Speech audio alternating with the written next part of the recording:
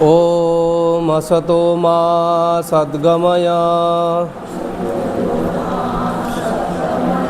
तमसो मा ज्योतिर्गमय मृत्योर्मायमृतंगमय आविराविर्मयेधि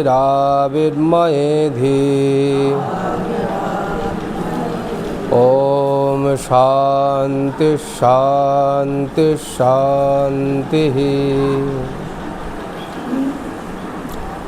আমরা যোগ বাশিষ্ঠ সারের আগের দিনকে দ্বিতীয় প্রকরণে দ্বিতীয় অধ্যায়ে আমরা বৈরাগ্য যে প্রকরণ ছিল, প্রথমে ছিল বৈরাগ্য, তারপরে হচ্ছে জগৎ মিথ্যাত্ব প্রকরণ। এই জগৎ মিথ্যাত্ব প্রকরণের মানে আগের দিনকে আমরা বিস্তারিত যে আলোচনাগুলো ছিল অধ্যায়ের শেষে, যেমন দৃষ্টি সৃষ্টিবাদ, সৃষ্টি দৃষ্টিবাদ, অজাতবাদ, এগুলো নিয়ে আগের দিনকে আলোচনা হয়েছে। এবং আজকে যে তত্ত্বজ্ঞান প্রকরণ, এইটা আমাদের আজকে শুরু হবে। সেই তত্ত্বজ্ঞান যে প্রকরণ, সেখানে প্রথম শ্লোক আমরা আজকে পড়ি, তারপরে ধীরে ধীরে তার ব্যাখ্যা ইত্যাদি আসবে। শ্লোকটা আমরা পড়ি। তত্ত্বাত্মা বোধ এবৈকা সর্বাসাত্রণ পাবকঃ প্रोक्त समाधि शब्देन न तो तूष्णीमवस्थितिः। বলছেন একঃ তত্ত্ব আত্মবোধঃ এব সর্ব আশাত্রণ পাবকঃ ভবতি।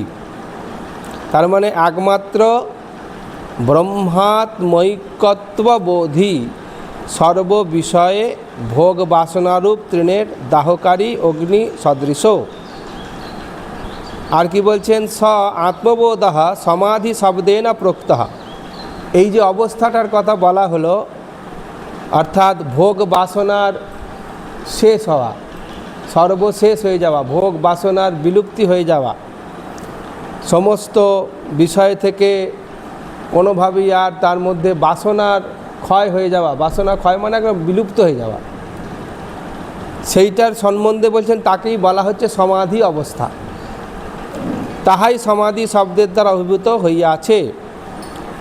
আর সমাধি শব্দেন প্রোক্ত তূষ্ণীম অবস্থিতি তু সমাধি ন ভবতি। অর্থাৎ কেবল নীরব অবস্থান মাত্রই সমাধি নহে।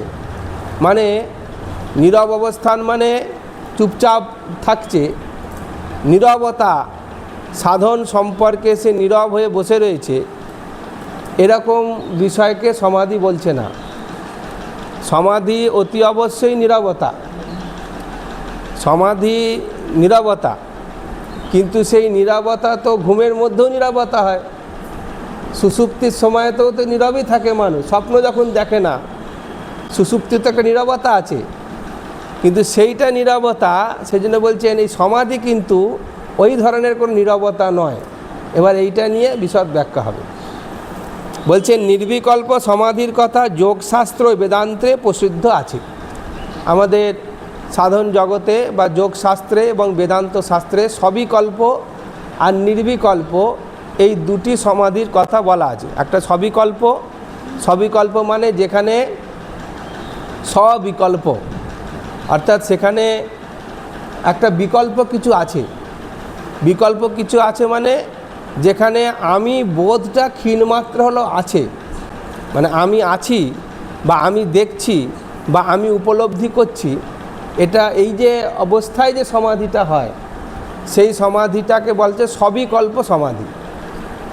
একদম মানে সাধনার একেবারে উচ্চ স্তরের কথা এখানে আলোচনা চলছে, যেখানে মানুষ একদম শ্রবণ মনন নিদিধ্যাসন, যাকে বলে শ্রবণ মানে আমি অনেক অনুকূল কথাবার্তা শুনলাম, সাধন সম্পর্কে শুনলাম, সাধনা কি করে করতে হয় শুনলাম, সাধনার ফল কি হয় শুনলাম, তারপর আমি নিশ্চিত হয়ে যখন তাকে মনন করতে বসছি, মনন মানে একদম একান্তে যখন ধ্যান করতে বসছি সেই শব্দগুলোকে নিয়ে বা নির্দিষ্ট লক্ষ্যের ওপর ধ্যান করছি, তখন আমার হচ্ছে মনন। আর সেই মনন করতে করতে যখন সে নির্দিষ্ট লক্ষ্যে পৌঁছে যাচ্ছে, একে বলা হচ্ছে নিদিধ্যাসন, একে বলা হচ্ছে নিদিধ্যাসন। ওই জন্য বেদান্ত সাধনের 3টে অবস্থার কথা বলা হয়েছে, শ্রবণ মনন নিদিধ্যাসন। এই নিদিধ্যাসন অবস্থাটাও কে 2 ভাগে ভাগ করা হচ্ছে। একে বলা হচ্ছে সবিকল্প সমাধি আর নির্বিকল্প সমাধি। সবিকল্প সমাধিতে আমি ভানটা থাকে, আর নির্বিকল্প সমাধিতে সেখানে আমার বিকল্প কিছু থাকে না, সেখানে সোহম আমি সেই বা আমি ব্রহ্ম আমি আত্মা এই বোধ তখন তার মধ্যে থাকে, কেবলই সেই বোধেই বোধিত থাকে, ওই বোধটাই থাকে যে আমি আত্মা, সর্বব্যাপী আমি সেই আত্মা। এই যে বোধকে বলা হচ্ছে নির্বিকল্প অবস্থা। হ্যাঁ হ্যাঁ হ্যাঁ, রামকৃষ্ণ দেবে যেমন নির্বিকল্প হয়েছিল। এই নির্বিকল্প সমাধি অবস্থাটা সমাধি অবস্থার মধ্যেতেই হয়, মানে ধ্যানের গভীর গভীর যে সমাধি, সেই সমাধিতেই এটা হবে। সেখান থেকে সে উঠতেও পারে নাও পারে, সেখান থেকে আর উঠে যে আমাদের মতো কথা বলতেও পারবে, আবার নাও পারে, কিন্তু সেই সমাধি কতক্ষণ কার কবে কতদিন হবে কতক্ষণ হবে সেটা বলা যাবে না। আবার সেখান থেকে উঠে যে এর মধ্যে আমি কি অনুভব করলাম সেটাও সে কিছু বলতে পারবে না। এই বলতে পারাটাকে বলা হচ্ছে ওই রকম নীরবতা নয় যে বলতে পারছে না, সে 2 দিন 4 দিন ধরে সমাধি অবস্থায় পড়ে রয়েছে, সেই নীরবতাটা আর সুষুপ্তিকালের নীরবতাটা দুটো এক নয়। সেই জন্য বললেন যোগমতে তীব্র বৈরাগ্য সহায়ে ওই সমাধি হইলে পুরুষখ্যাতি অর্থাৎ প্রকৃতি পুরুষ বিবেক ও তৎ সম্মত মোক্ষ হয়। প্রকৃতি পুরুষ অর্থাৎ যে আমাদের বলা হচ্ছে পুরুষখ্যাতি কীরকম, যে আমরা যখন জগৎ বলে জিনিস যে বস্তুগুলোকে দেখছি, যেটাকে জগৎ বলে দেখছি, সেটা হচ্ছে প্রকৃতিকে দেখছি। এই প্রকৃতি বলে আগে বলা হয়েছে যে প্রকৃতি আর কিছুই নয়, 3 গুণ, সত্যগুণ রজগুণ তমগুণ। এই সত্যগুণ রজগুণ তমগুণ আর পঞ্চভূত, তার সঙ্গে আমরা তাকে এই প্রকাশ যা দেখছি এর নাম হচ্ছে প্রকৃতি।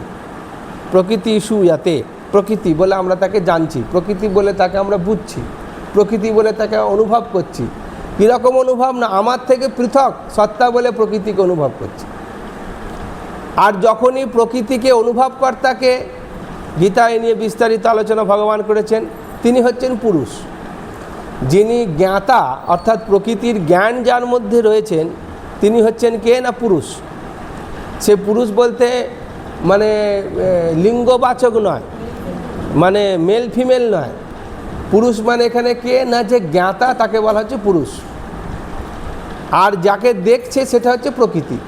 প্রকৃতির জ্ঞান হচ্ছে কার না পুরুষের, যেটা আগেও বলা হয়েছে। এখন এই যে প্রকৃতি আর পুরুষের মধ্যে যে ভেদভাবটা আমি দেখছি, এই ভেদভাবটা যখন নষ্ট হয়ে যাবে তখন আগের অধ্যায়ের শেষের দিকে যে আলোচনাটা হয়েছিল যে জগৎটা তো সৃষ্টিই হয়নি, জগৎ বলে তো তার তো কোনো অস্তিত্বই নেই। কারণ আমি যদি যেমন একটা আলোচনা আগে শেষের দিকে এলো কি না, মুক্তি বলে আলাদা করে কিছু বিষয় হয় না, মুক্তি বলে আলাদা করে কোনো বিষয় নেই, মুক্তি প্রাপ্ত হয় না কেউ।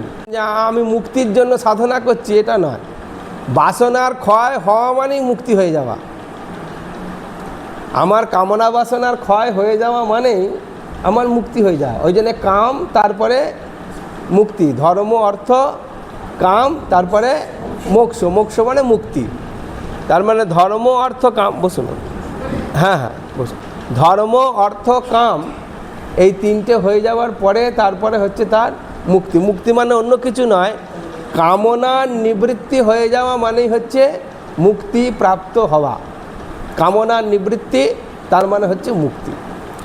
এইখানে যেটা বলা হচ্ছে যে যখন তার মুক্তি বা বাসনার ক্ষয় হয়ে গেল, তখন আত্মার আবার মুক্তি কি করে হবে?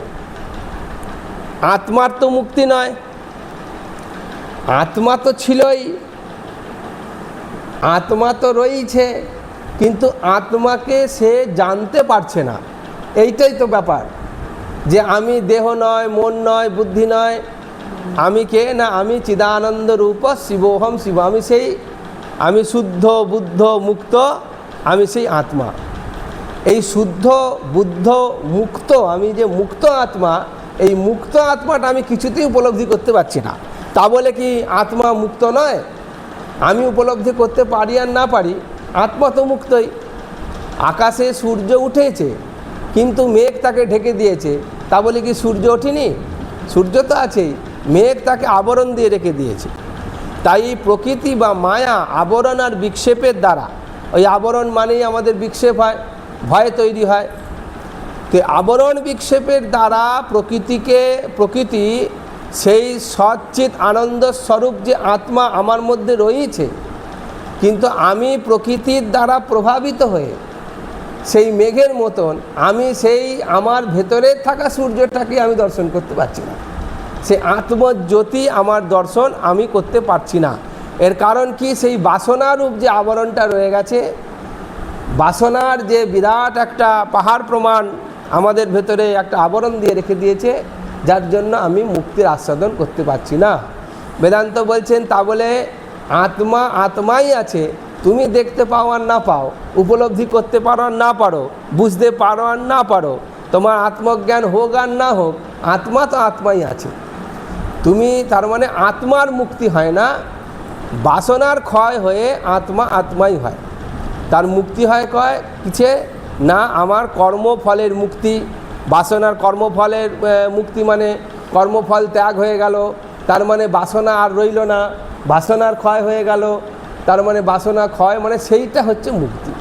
এইখানে সেই বিষয়ে আলোচনা করতে গিয়ে তাই বলছেন যে প্রকৃতি পুরুষ বিবেক ও তৎসম্মত মোক্ষ হয়। প্রকৃতি পুরুষ বলে যে ভেদাভেদ বিষয়টা ছিল, তার থেকে মোক্ষ হয়ে গেল, তার থেকে মুক্তি হয়ে গেল। মানে সে আলাদা করে আর জগৎ বলে বা প্রকৃতি বলে তার কাছে আর কোনো উপলব্ধি নেই। সে জানে যা দেখছি সেটাও আত্মা, যেটা আছে সেটাও আত্মা, যেটা আমার মানে নেই সেটাও আত্মা, যেটা ছিল সেটাও আত্মা, যেটা থাকবে সেটাও আত্মা। তাকে আলাদা করে আর আসতে হয় না, সে যেতে হয় না। যেটা ন যায়তে মৃয়তে বা কদাচিৎ, সে জন্মায় না, সে মরেও না, সে আসেও না, সে যায়ও না। আরও সে সম্পর্কে গীতায় ভগবান 2য় অধ্যায় বলছেন, হ্যাঁ, শাশ্বতোয়ম পুরুষ। আর তার সঙ্গে আরও বলেছেন যে ন ক্লেদয়তি ন শোষয়তি, হ্যাঁ বলেছেন না, তাকে পোড়ানো যায় না, তাকে ডোবানো যায় না, তাকে ছেদন করা যায় না। নৈনম ছিন্দন্তি শস্ত্রাণি নৈনম দহতি পাবক ন চৈনম ক্লেদয়ন্ত্যাপো ন শোষয়তি মারুতঃ। এই চারটে যদি না হয় তাহলে আর কিছুই রইল। এই জগৎ সংসারে শেষ পরিণতি মৃত্যু বলে যা, তাতে এই চারটের মধ্যেই রয়েছে, তাই তো। নৈনম ছিন্দন্তি শস্ত্রাণি নৈনং দহতি পাবক ন চৈনম ক্লেদয়ন্ত্যাপো, হ্যাঁ, তাকে জলে ডুবানো যায় না। ন শোষয়তি মারুতঃ, তাকে বায়ু দ্বারা শুষ্ক করা যায় না। তাহলে সেই যে আত্মা, সে সম্পর্কে বলছেন যে যাহারা বিভূতি চায় তাহারা সেসব পায়। বিভূতি বলে পাতঞ্জলি যোগ দর্শনে, পাতঞ্জলিতে 4টে চ্যাপ্টার আছে পাতঞ্জলি যোগ দর্শনে। কি কি? সাধনপাদ, সমাধিপাদ আর বিভূতিপাদ, কৈবল্যপাদ। এই 4টে চ্যাপ্টার আছে। সাধনপাদ মানে যেখানে সাধনা করা আছে, কথা বলা আছে। তারপরে বিভূতিপাদ, বিভূতিপাদ মানে এই সাধনা করতে কী কী সে বিভূতি পেতে পারে। যে পথেই অনেকে বলে যে তন্ত্র সাধনা করলেই হয় বা যোগ সাধনা করলেই সব হয়, আসলে বিষয় তা নয়। এই যে আপনারা হনুমান চালিসা পড়েন না, অষ্টসিদ্ধি ন নিধিকে দাতা আসবর দিন জানকী মাতা। এই অষ্টসিদ্ধি আর নবনিধি এইটা হচ্ছে সাধনা করতে গেলে তার মধ্যে আসবে, যে পথেই সাধনা করুক না কেন, সে বৈষ্ণব মার্গে সাধনা করুক, সে তন্ত্র মার্গেই সাধনা করুক, সে যোগ মার্গে সাধনা করুক, অনিমা লঘিমা গরিমা অসিত্ব অবসিত্ব কামসৌন্দর্য, এই যে অষ্টসিদ্ধি, এই অষ্টসিদ্ধি তার হবেই। যেমন সে একইভাবে খুব দেহকে সূক্ষ্ম করে দিয়ে অনেক জায়গায় যেতে পারবে। আমার নামে কে কী বলছে বিনা এইসব যন্ত্রের দ্বারা আপনি এখানে বসে ধ্যান লাগাবেন, দিল্লিতে আপনার নামে কে কী সমালোচনা করছে আমি এখানে বসে বলে দিতে পারবো। বুঝতে পেরেছেন? মজার জিনিস। হ্যাঁ, সে বলে দিতে পারবে। এইরকম সব সিদ্ধি প্রাপ্ত হয়। আকাশে উঠতে পারবে, সূক্ষ্ম হয়ে যাবে, অন্য দেহে প্রবেশ করে যেতে পারবে। হ্যাঁ, এই যে সিদ্ধি, এই সিদ্ধি সাধনা করলে কম বেশি এসে যাকে বলে বিভূতি। সাধনা করলে এই যে প্রাপ্ত হয়, পতঞ্জলি যোগ দর্শনে একটা পুরো চ্যাপ্টারই আছে বিভূতিপাদ বলে, সেখানে বলা আছে কী কীভাবে কী কী প্রক্রিয়ায় আপনি যদি সাধনা করেন তাহলে আপনার কি কি ফললাভ হতে পারে। এরকম তন্ত্রতেও আছে, অনেকে আছে ডাকিনী সিদ্ধি বলে, যোগিনী সিদ্ধি বলে, সব বলে না।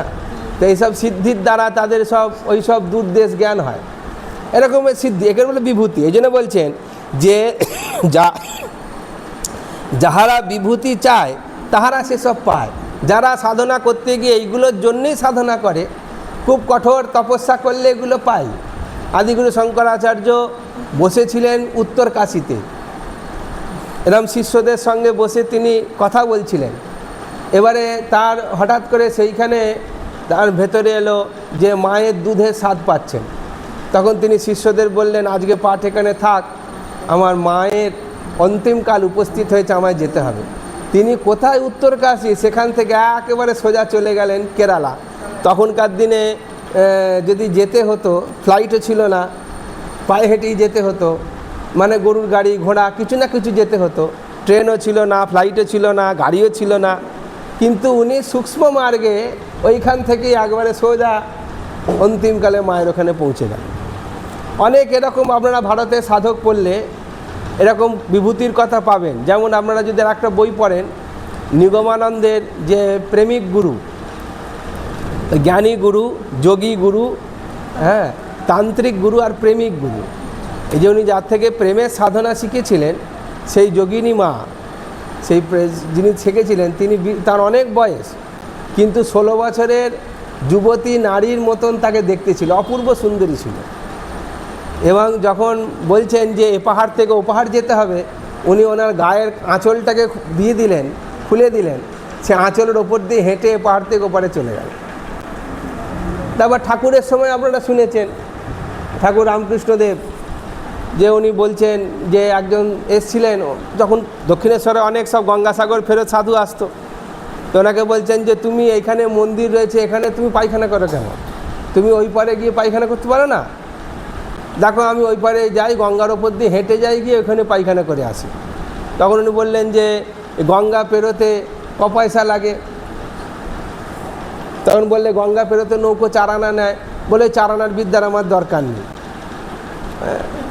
উনি বলে ওই সব 4 আনার বিদ্যার আমার দরকার নেই, মানে বল তোমাকে আমি শিখিয়ে দিচ্ছি, তুমি এখানে পায়খানা করবে না, তোমার যখন পায়খানা পাবে তুমি গঙ্গার ওপর দিয়ে হেঁটে ওপারে গিয়ে পায়খানা করে দিয়ে আসবে। হ্যাঁ, এখানে মন্দির আছে, করবে না। তো উনি বললেন সব 4 আনার বিদ্যার আমার দরকার নেই। এই হচ্ছে বিভূতি, অর্থাৎ যারা এই বিষয়ক সাধনা করেন তারা কিন্তু পায়। এমনিতেও যারা ঠিক গুরু পথে, গুরুদেবের আদেশ অনুযায়ী যারা সাধন ভজন করেন, গুরুদেবের আদেশ অনুযায়ী যারা সাধন ভজনে থাকেন, তারা ঠিক ঠিক সাধনা করলে এই সমস্ত কম বেশি বিভূতি প্রাপ্ত হয়েই যান। আমাদের তারানন্দ মহারাজের এরকম অনেক বিভূতি ছিল, উনি প্রকাশ করতেন না, কিন্তু অনেক বিভূতি আছে। মানে আশ্রমে আজকে কে আসবে উনি বলে দিতে পারতেন সকালবেলা, আজকে এতগুলো লোক আসবে, রান্না করো। আবার আশ্রমে কিছু নেই, সবাই বলছে যে আশ্রমে তো সব বাড়ন্ত হয়ে গেছে, মহারাজ কি হবে? বলছে দাঁড়া না একটু, কেউ তো আসছে, উনি বাইরে ঘরে বসে রইলেন, একটা ঝাঁকা করে সব মাল মশলা নিয়ে এসে দিল। উনি বললেন এই ভেতরে নিয়ে যায় এগুলো। উনি আগে থেকে এগুলো বলতে পারতেন। এই ছোটো মহারাজ গল্প বলেন যে ছোটো মহারাজের মা যেদিন চলে যাবেন, উনি সেই দিনকে সকালবেলায় বলছেন তুমি এক্ষুনি বাড়ি যাও, কেউ খবর দেয়নি। তো উনি গেছেন, দেখেছেন মা ভালো আছে, মা রান্না করে খাইয়েওছেন ওনাকে। তো দেখেছে মা ভালো আছে। আর ছোটো ছেলে বিকেলবেলায় খেলার টাইমে মন হয়েছে, বলে সব বন্ধু বান্ধব বলে তাহলে মা ভালো আছে, তাহলে আমি বাড়ি যাই। যেই এসছেন তো এই মারে তো সেই মারে, তোমাকে আমি বারণ করলাম যে তুমি চলে এলে কেন। সেই দিনই রাত্রিবেলা আবার এসে খবর দিয়ে গেল যে মা মারা গেছে, যেতে হবে। তখন বলে হলো তো, তোমাকে বলেছিলাম যে আজকে মায়ের কাছে থাকতে। এরকম ওনার এরকম সাধন করতে গেলে সে যে পথেই করুক, হ্যাঁ এরকম অনেক ঘটনা ওনার আছে। হ্যাঁ, তারপরে এই রাত্রিবেলাতে শালগ্রাম, মানে রাত্রিবেলা ছোটো মহারাজকে ঘুম থেকে ডেকেছে যে একবার ঘুম থেকে ওঠো, রাত্রিবেলা 2টোর সময়। তারপরে কাপড় চোপড় ছাড়িয়েছেন, ছাড়িয়ে বলছেন মন্দিরে যাব, চলো। মন্দিরে গেছেন, গিয়ে আমাদের মাতৃমন্দিরে, তো মাতৃমন্দিরে গেছেন, মন্দির খুলিয়েছেন, খুলে বলছেন নারায়ণের মশারি খোলো। তো নারায়ণের মশারি খুলিয়েছেন, খুলিয়ে বলছেন যে দেখো তো নারায়ণের তলাতে একটা চাল আছে। তখন দেখা যায় একটা ভাঙা চাল নারায়ণের তলাতে রয়েছে, বলে ওটাকে সরে পরিষ্কার করে দাও। দিয়ে আবার মশারি ফশারি ফেলে প্রণাম করে আবার গিয়ে বলে এবার গিয়ে শুয়ে পড়ো। হ্যাঁ, এইরকম উনি সেটা নিয়ে ঢাক পেটাননি, ঢোল পেটাননি, কিন্তু এই ধরনের সাধন মার্গে থাকলে এই রকম বিভূতি প্রাপ্ত হয়। এখানে তাই বলছেন যাহারা বিভূতি চায় তারা সেসব পায়, কিন্তু উহা মোক্ষ প্রতিকূলা, ওটা একদম মোক্ষের প্রতিকূল। ওইখানে যদি আটকে গেল তাহলে ব্যাস, তার আর মুক্তির মার্গে যাওয়া শেষ হয়ে গেল। এখন বেশিরভাগ আমাদের ওই সবেতেই আমরা আকৃষ্ট হয়ে যাই, বাবা আমার ভালো করে দাও, বাবা তিলক মানে ত্রিকালদর্শী, হ্যাঁ বাবা আমার ভূত ভবিষ্যৎ বলে দাও, এমন একটা কিছু দাও বাবা যাতে আমার মঙ্গল হয়ে যায়। তো সেই সবের মধ্যে যারা দোকান খুলে বসে তাদেরকে অনেক বড় বড় সব ছবি ছাওয়া দিয়ে তাদের কিছু সিদ্ধি নিশ্চয়ই আছে, কিন্তু সিদ্ধিটা যখন তারা এইসবে কাজে লাগিয়ে যায় তাহলে পরে এই যে জীবনটা আমার প্রাপ্তি হলো, মনুষ্য দেহ প্রাপ্তি হলো, এর যে উদ্দেশ্য মোক্ষমে ভূয়াৎ ইতি তীব্র ইচ্ছা, তাহলে আমার মুক্তির মার্গের দ্বার সেখানে বন্ধ হয়ে গেল, ওর মধ্যে আটকে পড়ল। তাই বলছেন অষ্টাঙ্গ যোগের দ্বারাই নির্বিকল্প সমাধি হইয়া থাকে, যোগশাস্ত্রে যাহা অসম্প্রজ্ঞাত সমাধি নামে কথিত হয়েছে।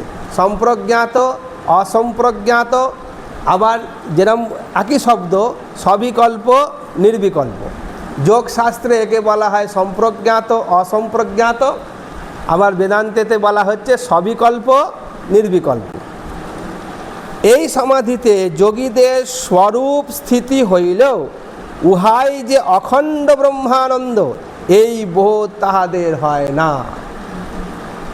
যখন সাধনার চরমে পৌঁছে যায়, এই ধরনের যখন অসম্প্রজ্ঞাত সমাধি, নির্বিকল্প সমাধি, অখণ্ড ব্রহ্মানন্দেই বোধ, তাদেরকে ওই অবস্থার মধ্যেও সেই যোগীর প্রাপ্ত হয় না।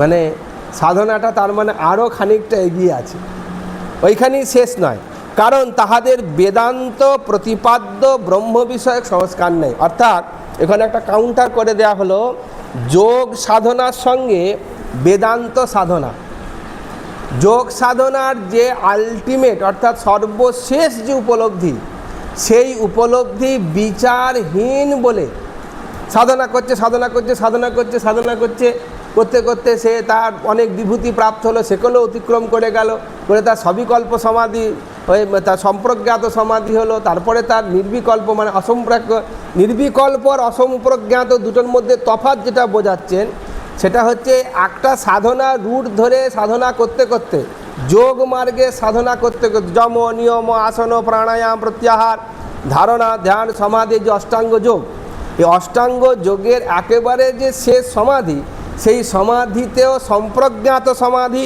তারপরে অসম্প্রজ্ঞাত সমাধি হয়ে গেলেও তার ব্রহ্মের যে অখণ্ডতা, অখণ্ড ব্রহ্মাণ্ড, ব্রহ্মাণ্ড নয় ব্রহ্ম, অখণ্ড ব্রহ্ম, সর্বব্যাপী যে ব্রহ্ম, সর্বত্র অনুসৃত হয়ে রয়েছে যে ব্রহ্ম, এই বোধ তাদের আসে না। কেন আসে না? সেইখানে এখানে বলছেন যে তাহাদের বেদান্ত প্রতিপাদ্য ব্রহ্ম বিষয়ক সংস্কার নাই, কারণ তারা বিচারের দ্বারা সেই জায়গায় পৌঁছয়নি বলে। সাধনার দ্বারা পৌঁছে গেছে কিন্তু বিচারের দ্বারা পৌঁছায়নি। সেই জন্যে কেন এটার আগে বলছেন, যাহারা সঙ্গীত শাস্ত্রের সংস্কার নাই, যে ব্যক্তি যেরূপ গীত শ্রবণে কেবল শব্দমাত্রই বুঝিয়া থাকে, আর সঙ্গীত কলার সংস্কারবান পুরুষ উহা শ্রবণে তাল মান লয় রাগিনী ইত্যাদি বুঝিয়া আনন্দ পায় তদ্রূপ। মানে যারা গান শোনে, এই যে গান শোনার যে বিষয়টা, গান শোনা মানে আমরা বেশিরভাগ লোক একটু ওই গানটার সুরটা ভালো এটা শুনলাম, কিন্তু যারা সঙ্গীত দিয়ে জ্ঞানী, যারা সঙ্গীত শাস্ত্রে যাদের জ্ঞান আছে, তারা ওটা কি রাগে গাওয়া হয়েছে, এর তাল কি, এর লয় কি, হ্যাঁ, এইগুলো নিয়ে তারা একদম এক জায়গায় সরগম লিখে ফেলবে এই গানটা নিয়ে, তাই তো। এবং শুধু লিখবে তাই নয়, একটা গান নকল করে একজন গাইতে পারে।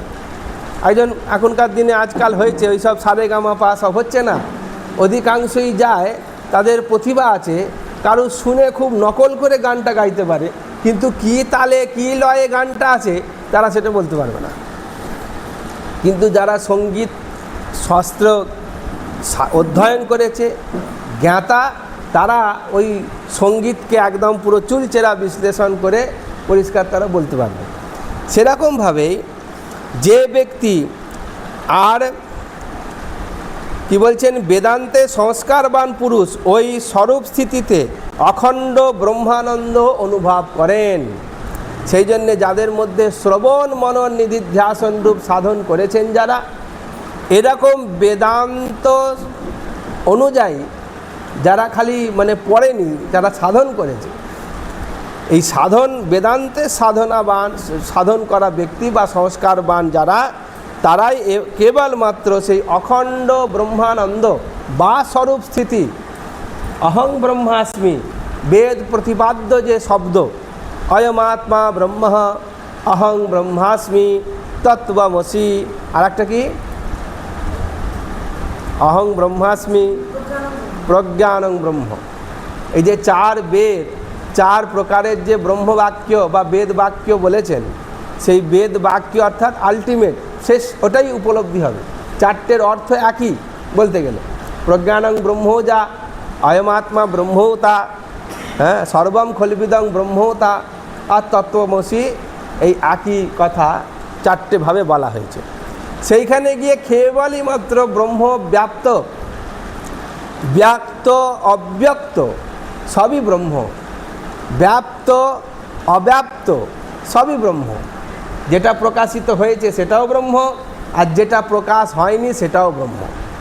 এইভাবে জগৎ এবং ব্রহ্মের যে মানে মিলন, অনেকে ভাবেন যে যেটা শঙ্করাচার্য বলেছেন যে ব্রহ্ম সত্য জগৎ মিথ্যা, মানে ব্রহ্ম সত্য আর জগৎ মিথ্যা, এইটা জগৎ মিথ্যা এইটাই নিয়ে তর্ক হয়েছে যে জগৎ কী করে মিথ্যা বলে দিলেন। কিন্তু তারপরে জীব ব্রহ্মৈব না পড়ো, এই শব্দটাতেই সব গুলিয়ে গেছে। জীব ব্রহ্ম ছাড়া আর অন্য কিছু নয়। তার মানে এই জগৎ বলে, জীব বলে যা কিছু আমি দেখছি, এ ব্রহ্ম ছাড়া আর কিছু নেই। যেটা আগের অধ্যায়ে আমাদের বিস্তারিত আলোচনা হলো, যে জীব বলে আলাদা করে কোনো সত্তা নেই, জগৎ বলে আলাদা করে কোনো সত্তা নেই, প্রকৃতি বলে আলাদা করে কোনো সত্তা নেই, সেটা একই সত্তা, তার নাম ব্রহ্মই ব্রহ্ম। ওই জন্যে ব্রহ্মৈব ব্রহ্মবিৎ ভবতি। যখন সেই পার্থক্যটা সে জানতে পেরে যায়, উপলব্ধির মধ্যে এসে যায়, তার মধ্যে এটা মানে চলে আসে, তখন তার মধ্যে সেই ব্রহ্মের ঐক্য অনুভব তার মধ্যে হয়। বেদান্ত মতে শ্রবণ মনন ও নিদিধ্যাসনের অনন্তর ওই নিদিধ্যাসনের পরিপক্ক অবস্থা রূপী সমাধি। তার মানে শ্রবণ সমাধি কেবল নয়, সমাধির আগে হচ্ছে মনন, মননের আগে হচ্ছে শ্রবণ। এই যে শ্রবণ, তারপরে মনন, তারপরে নিদিধ্যাসন, এইটা করে যখন শেষ অবস্থার মধ্যে পৌঁছচ্ছে, তখন তাকে বলা হচ্ছে সমাধি। ইহাতে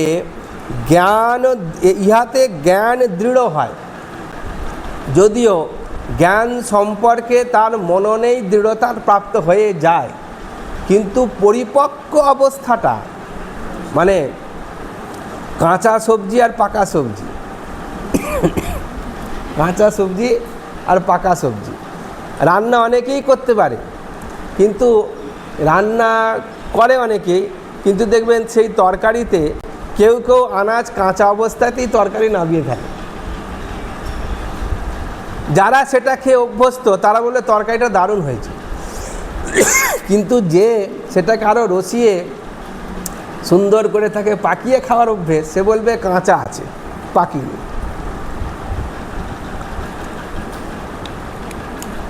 সেরকমভাবে সেইটাই যখন কাঁচা অবস্থা থেকে পাকা অবস্থার দিকে যায়, পরিপক্ক অবস্থার মধ্যে যায়, তখন তার যে আস্বাদ আসে, সেই আস্বাদটাকেই বলা হচ্ছে জ্ঞান, দৃঢ় জ্ঞান।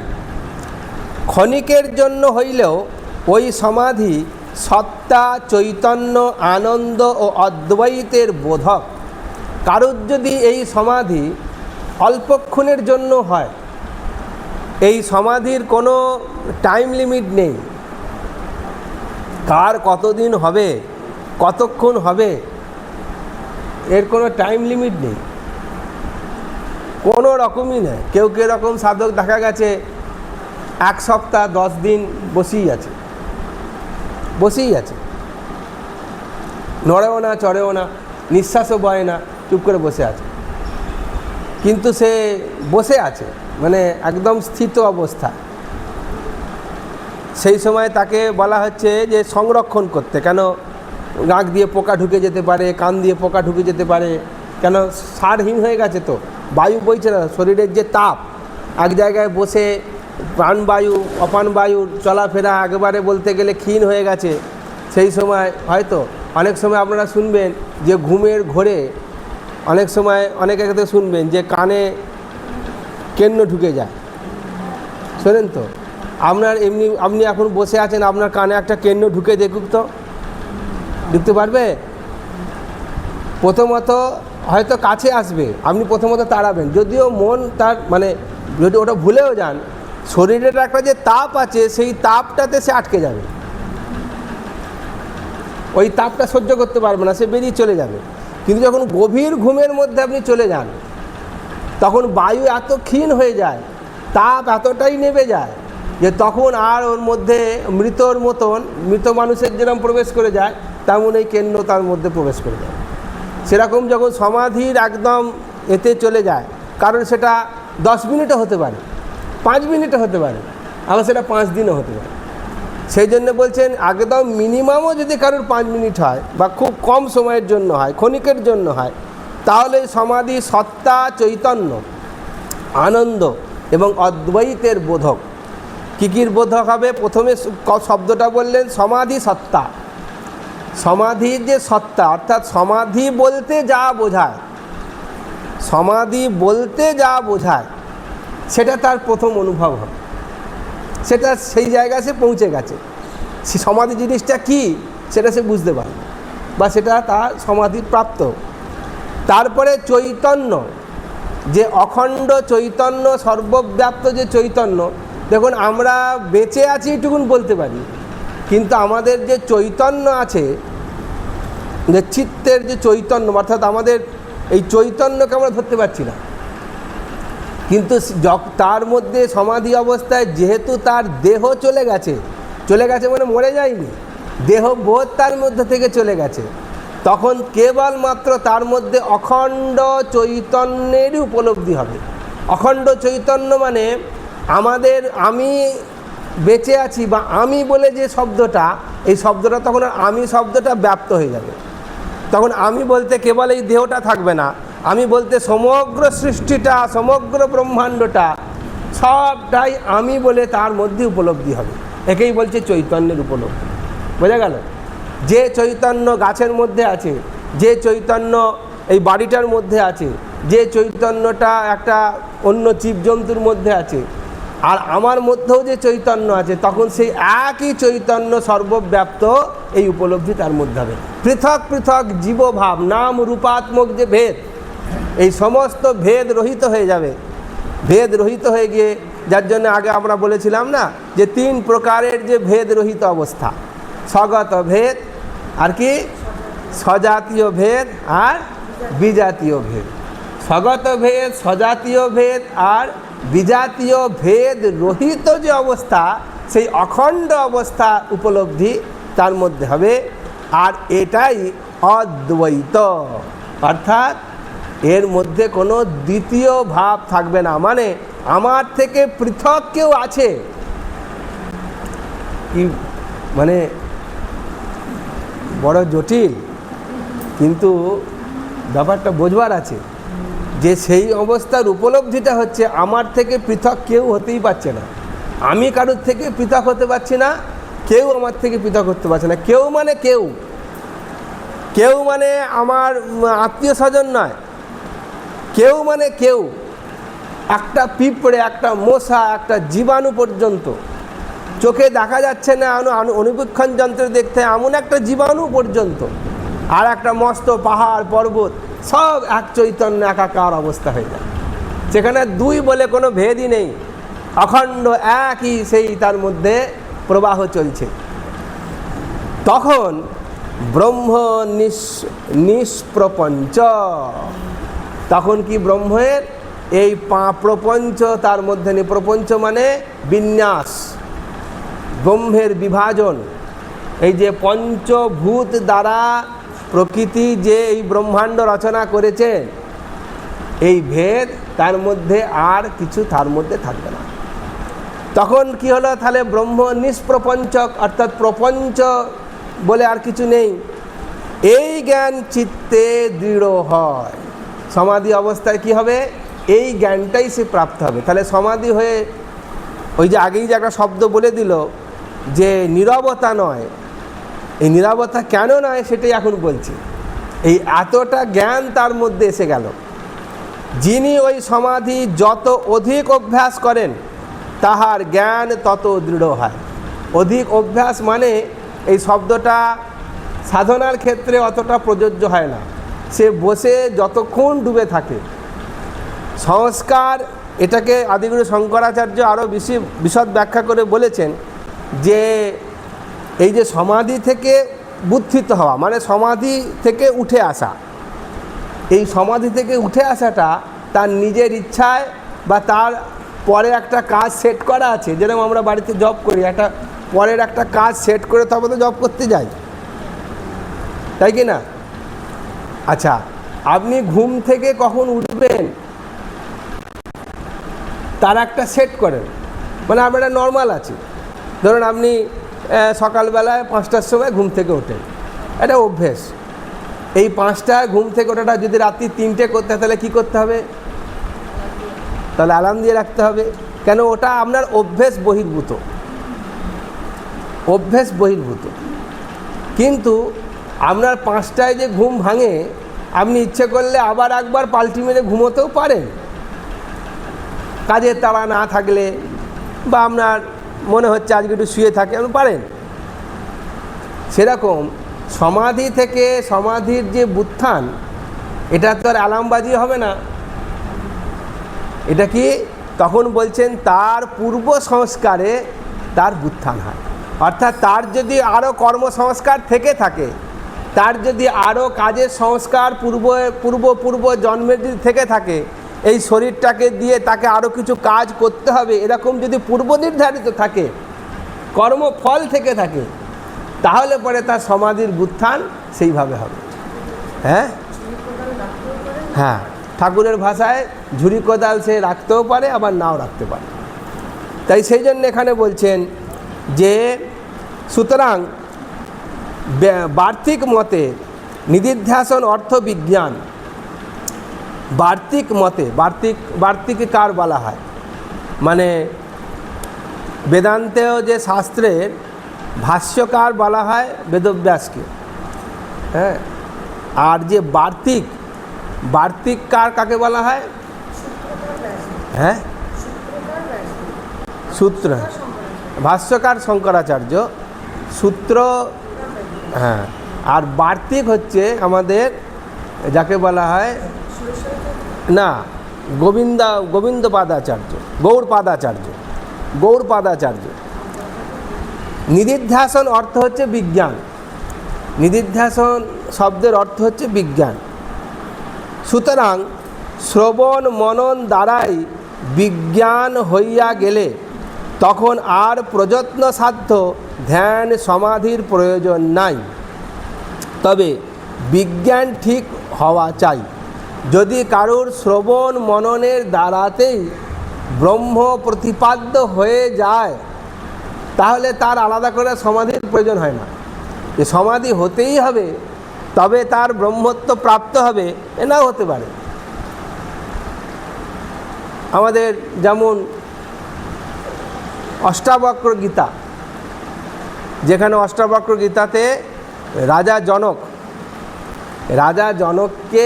জনক তো শর্ত দিয়েছিল যে আমাকে ব্রহ্ম জ্ঞান করিয়ে দেবে, এরকম মানে মুনির প্রয়োজন আছে। এবার স্বল্প কথায় ব্রহ্মজ্ঞানী অনেকে অনেক জ্ঞান দিয়ে গেল, কিন্তু রাজা জনক তাতে প্রশ্নের পর তৃপ্ত হচ্ছেন না। অষ্টাবক্র বললে, হ্যাঁ আমি তোমাকে ব্রহ্মজ্ঞান করিয়ে দেবো, তার জন্য তোমাকে আমার সঙ্গে যেতে হবে। তো বেরিয়ে পড়লেন। তো ঘোড়াতে উঠতে যাবেন, তখন বলছে তুমি আগে আমায় গুরুদক্ষিণা দাও। বলে তোমাকে আমি কি গুরুদক্ষিণা দেবো? বলে তুমি আমাকে গুরুদক্ষিণা দাও, তুমি আমার থেকে জ্ঞান নেবে, তবে দক্ষিণা দেবে। যদি জ্ঞান পাওয়ার পরে দক্ষিণা না দাও তো আগে আমায় দক্ষিণা দাও। তখন বলছে কি দক্ষিণা দেব, কি আপনার চাই? বলছেন তোমার যেটা আছে সেটা তুমি আমায় দাও, যেটা তোমার সেটা তুমি আমায় দাও। এইবার রাজা জনক বিচারে বসে গেল, কোনটা আমার? আমি তো রাজা, রাজ্যটা আমার না, ধনসম্পত্তি আমার না, এই দেহটা আমার না, কোনোটাই তো আমার না। তাহলে সেই যে বিচার হলো, ওইখানে দেখুন দাঁড়িয়ে দাঁড়িয়ে ঘোড়ায় বর্ণনা দিচ্ছে যে ঘোড়ায় একটা পা দিয়ে রেখেছে, উঠতে যাবে সেই সময় বলছে গুরুদক্ষিণা দাও। ওই একটা পা ঘোড়ার ওপর দিয়ে তার মধ্যে যে বিচার উৎপন্ন হয়ে গেল, কোথায় তার সমাধি হলো সেই সময়, কিন্তু ব্রহ্ম বিচার তার মধ্যে এসে গেল। তাই বলছেন যে এই দৃঢ় বিজ্ঞানোদয়, তবে বিজ্ঞান ঠিক হওয়া চাই। এই দৃঢ় বিজ্ঞানোদয় হইলে তখন পুরুষ সদাই সমাধিস্থ। যখন তার এই বিজ্ঞান প্রাপ্ত হয়ে যাবে, বিচারে পক্ষ হয়ে যাবে, তখন সে তো সদাই সমাধিস্থ। যার জন্যে মহারাজ একটা খুব সুন্দর শ্লোক বলতেন, মজার শ্লোকটা, হ্যাঁ কোনটা?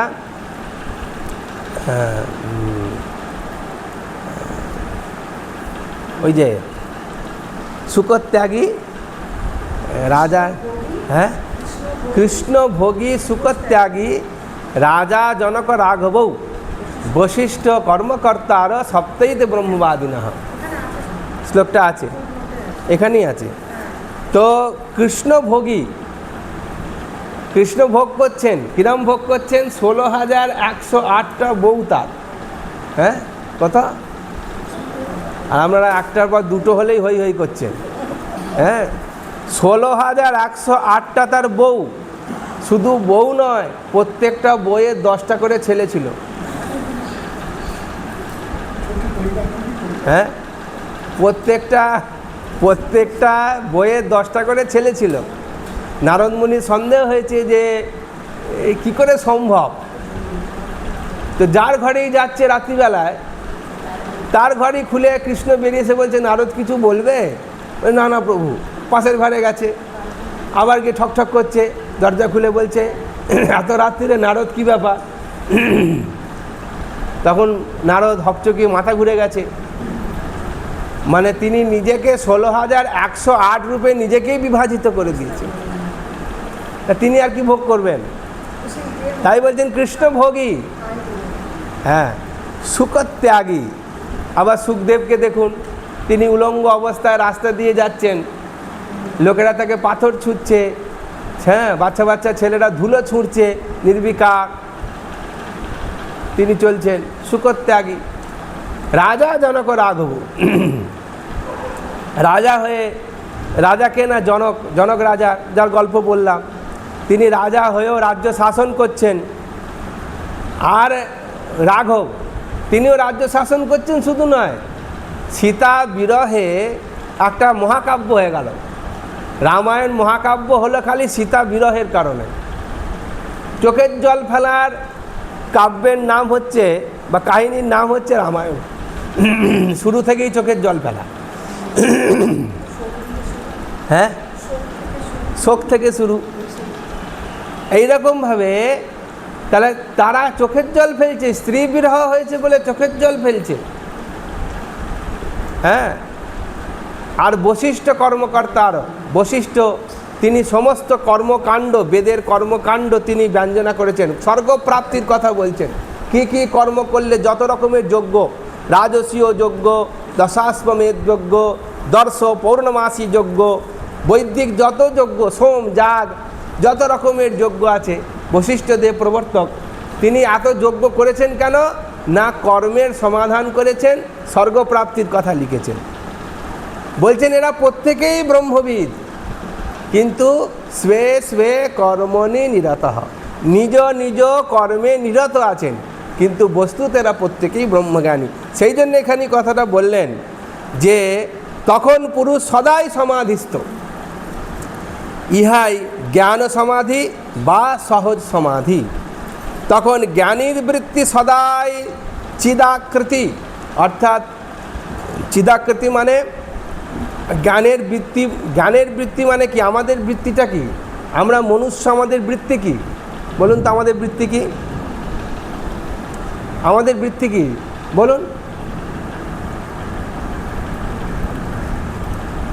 বলুন, আপনারা কার কথায় চলেন? হ্যাঁ, কার কথায় চলেন? হ্যাঁ, মনোবৃত্তি। আমাদের হচ্ছে মনোবৃত্তি, ওই অবধি আমরা যাই। আমার মন ভালো নেই, মন ভালো আছে, বা এটা দেখে মনটা বেশ ভালো হয়ে গেল, ব্যাস সারা দিন রাত ওই গল্পের মধ্যে আমরা আটকে পড়ে আছি, মনের বাইরে আর যাচ্ছি না, তাই কি না? সেজন্য আমরা যে বৃত্তিতে পড়ে আছি তাকে হচ্ছে মনোবৃত্তি। আর এখানে কি বৃত্তি বলল? এখানে কি বৃত্তি বলল? তখন বলছেন যে চিদাকৃতি, অর্থাৎ তখন জ্ঞানীর বৃত্তি সদাই চিদাকৃত, মানে চিত্তবৃত্তি। তাই জন্য বলছেন যোগ চিত্তবৃত্তি নিরোধ। তখন তাদের মধ্যে কেবলই চিত্তের যে প্রসন্নতা, প্রসন্নতা কি? আনন্দ স্বরূপ, এই বোধের মধ্যেই তারা সদাই রয়েছেন। বাহ্যিকভাবে তারা হাসছেন, কাঁদছেন হতে পারে, কিন্তু যখন একান্ত হয়ে যাচ্ছেন, ব্যাস সেখানেই তারা কাজ করার সময় কাজ করছেন। এই বৃত্তিতে কি হচ্ছে না? তার চাওয়ারও নেই, পাওয়ারও নেই, তার 10 তলা বিল্ডিং করারও চিন্তা নেই, তার ব্যাংক ব্যালেন্সেরও চিন্তা নেই। কেন? সে ওই বিষয়গুলো থেকে যে আনন্দ প্রাপ্তি হবার ছিল, সে তো সেই আনন্দের থেকে অখণ্ড আনন্দ বৃত্তিতে তার ভেতরটা পুরো কানায় কানায় ভরে গেছে। সে আর বাইরে থেকে আনন্দ নেবার জন্য মনের দ্বারা ছুকুর ছুকুর করবে কেন? করবে না, কারণ সে আনন্দ প্রাপ্ত হয়ে গেছে। এই যে আনন্দ বৃত্তির মধ্যে থাকাকেই বলা হচ্ছে চিদাকৃতি বৃত্তি। অখণ্ড আনন্দের মধ্যে রয়েছেন। অন্তঃকরণ প্রভৃতি সর্বদাই সত্তা ও চিৎকেই বিষয় করে, নাম রূপকে কখনোই বিষয় করে না। অন্তঃকরণ মানে মন, বুদ্ধি, চিত্ত, অহংকার, এই চারটেকে নিয়ে বলা হয় অন্তঃকরণ। এই অন্তঃকরণের প্রত্যেকেরই পৃথক পৃথক বৃত্তি আছে। মনের বৃত্তি, সংকল্প, বিকল্প, মনঃ, তাই তো? তারপরে নিশ্চয়াত্মিকা বুদ্ধি, বুদ্ধিবৃত্তি, এরকম মন, বুদ্ধি, চিত্ত, অহংকারের আলাদা আলাদা বৃত্তি আছে। সেই বৃত্তি অনুযায়ী কি হয়? এই বৃত্তিটাই উপলব্ধি হয়। আর দেহ, তার নাম, তার রূপ, আপনি আপনার নাম নিয়ে ভেতরে কিছু চিন্তা করেন নাকি? হ্যাঁ, আপনি আপনার রূপ নিয়ে চিন্তা করেন নাকি? দেখেছেন কখন আপনাকে কিরম দেখতে পান? কোনো দিন আপনি, এটা আমাদের মাথায় আসে না যে আমাকে কেমন দেখতে আমি নিজেই জানি না, আমার ক্ষমতা কেমন দেখতে সেটা আমি জানতে পারবো। যতক্ষণ না একটা আয়না ধরা হবে ততক্ষণ আমি নিজেকে দেখতেই পাবো না।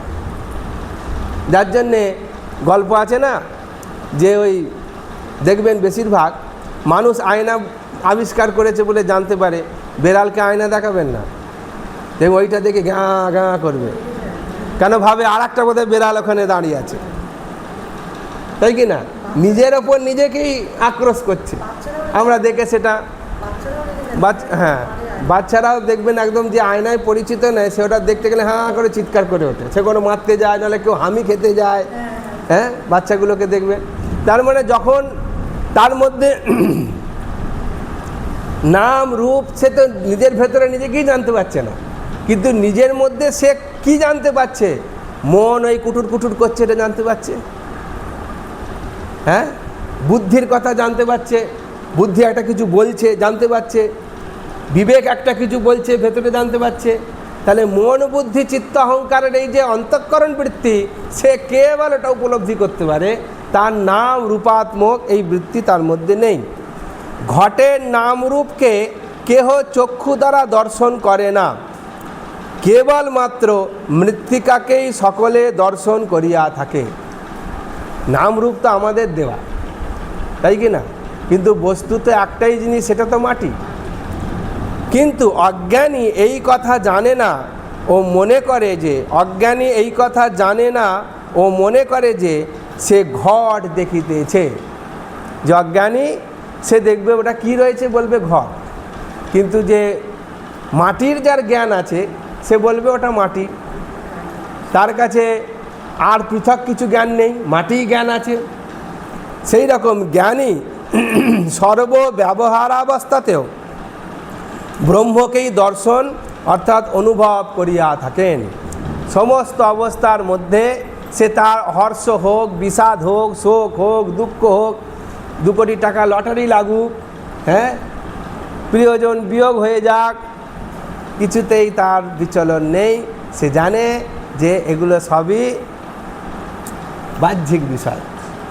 সে অন্তরের আনন্দতে এতটাই পরিপূর্ণ থাকে, সে তখন এগুলোকে প্রকৃতিরই খেলা বা প্রকৃতি, কেউ আসছে কে যাচ্ছে এই নিয়ে তার কোনো, এমনকি মহাপ্রলয় এসে গেলেও তারা শান্ত অবস্থাতেই থাকে। আমরা যদি জানতে পারি যে কালকে একটা 400 কিলোমিটার বেগে হাওয়া আসবে, হ্যাঁ, পাকা বাড়ি পর্যন্ত উড়ে যেতে পারে, ভেঙে যেতে পারে, আর থাকবেন? টিভিতে বললে কোথায় যাবেন ভেবে পাবেন না, মাটি খুঁড়ে তার তলায় যাবেন না কোথায় যাবেন, তাই কি না? তাহলে আগাম বিপদ শুনে আমরা নিজেদের দেহটাকে আমরা ভাবি আমাদের বাঁচতে হবে, বাঁচা মানে আমাদের দেহ রক্ষা করতে হবে, তাদের কোনো এই নেই, কেন কে আসবে কে যাবে, প্রকৃতির নিয়মের, প্রকৃতির খেলাতে এগুলো হতেই থাকবে। কখনো প্রলয় হবে, কখনো মহাপ্রলয় হবে, কখনো লয় হবে, যার নিয়মে সে চলবে। এই নিয়ে তার মধ্যে, যেমন গীতায় ভগবান বললেন না, অর্জুনকে যখন বিশ্বরূপ দেখালেন তখন জিজ্ঞেস করলেন এ তোমার কেমন রূপ? তখন ভগবান কি বলছেন? কালস্মি লোকক্ষয়কৃত প্রবৃদ্ধ, আমি এখন কালস্বরূপ, আমি এখন প্রচুর লোকক্ষয় করব, এই কাজের জন্য এখন আমি দাঁড়িয়ে আছি, এখন আর কিচ্ছু করা যাবে না, কেউ চাইলেও বাঁচতে পারবে না।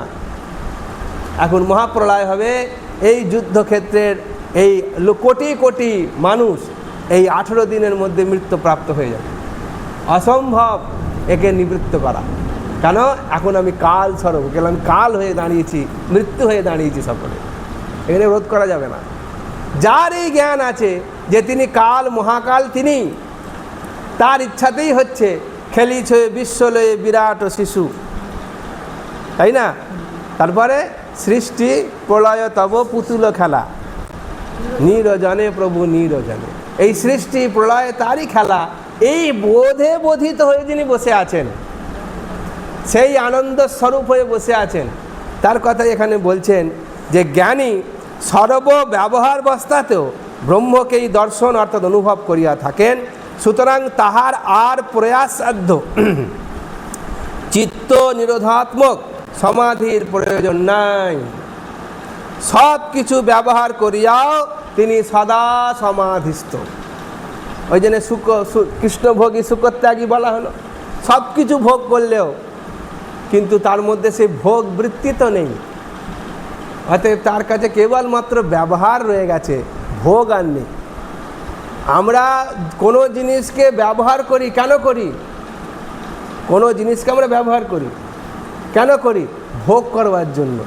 ভোগটা কী জিনিস? পুরোপুরি ভেতরের একটা তৃপ্তিবোধ, ভেতরের একটা সুখানুভূতি, সেইটার জন্য আমরা বাহ্যিক বিষয়গুলোকে আমরা ব্যবহার করছি।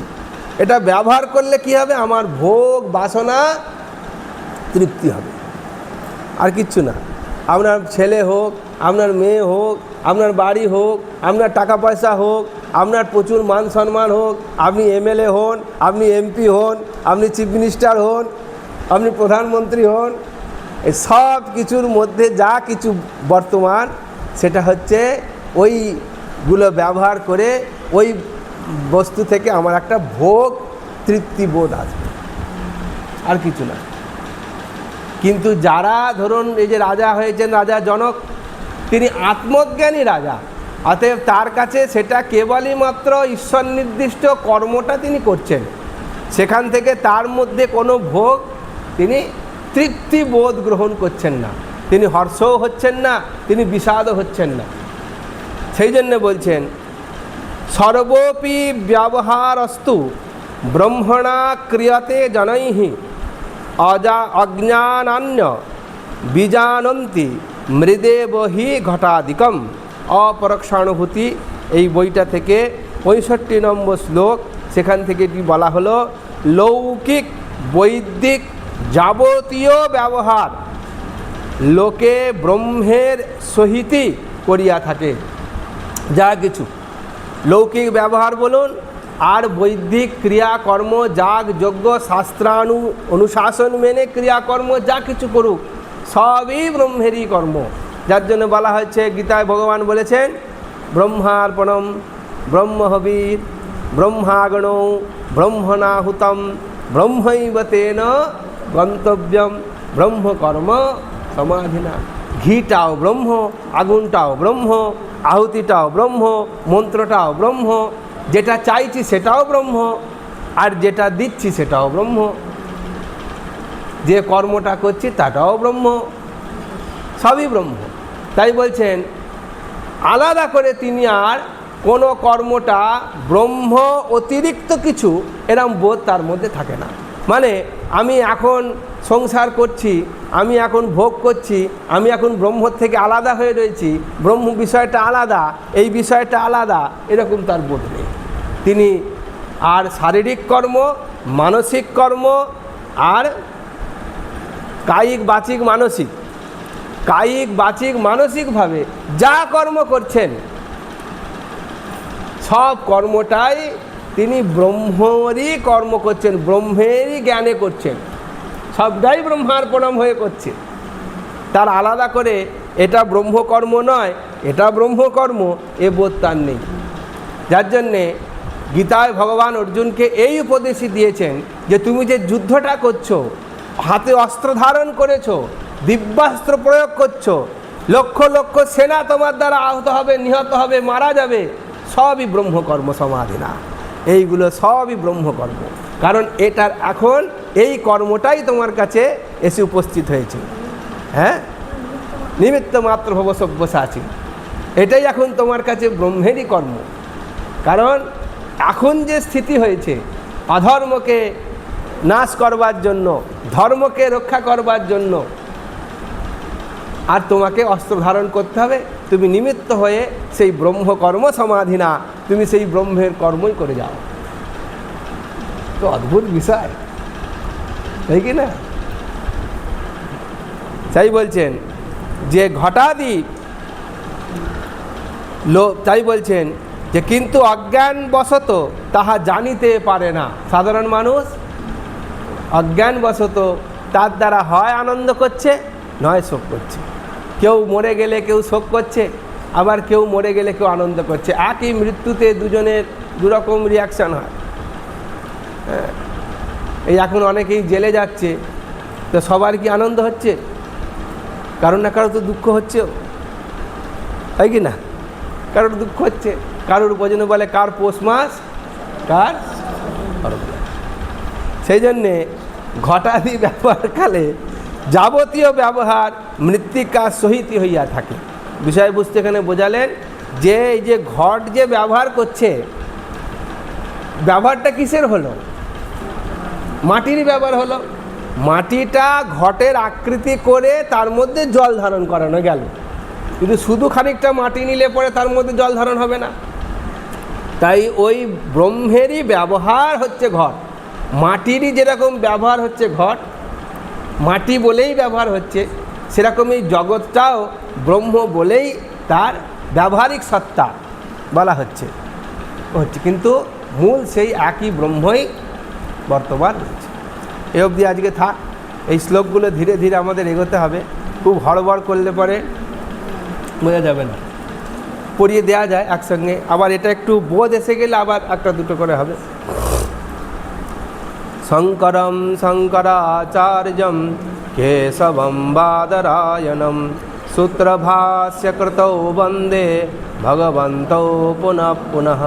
ঈশ্বর গুরুরাত্মেতি মূর্তিভেদ বিভাগিনে व्योमवद्व्याप्तदेहाय दक्षिणामूर्तये नमः।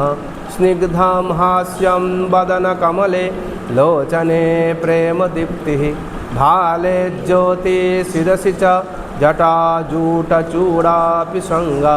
नित्यं यस्य स्फुरति हृदये शुद्धवात्सल्यधारा बालानन्दो भुरि विजयते वैद्यनाथ स्वरूपः। ओं पूर्णमदः पूर्णमिदं पूर्णात् पूर्णमुदच्यते पूर्णस्य पूर्णमादाय पूर्णमेवावशिष्यते। ओं शान्ति शान्ति शान्तिः।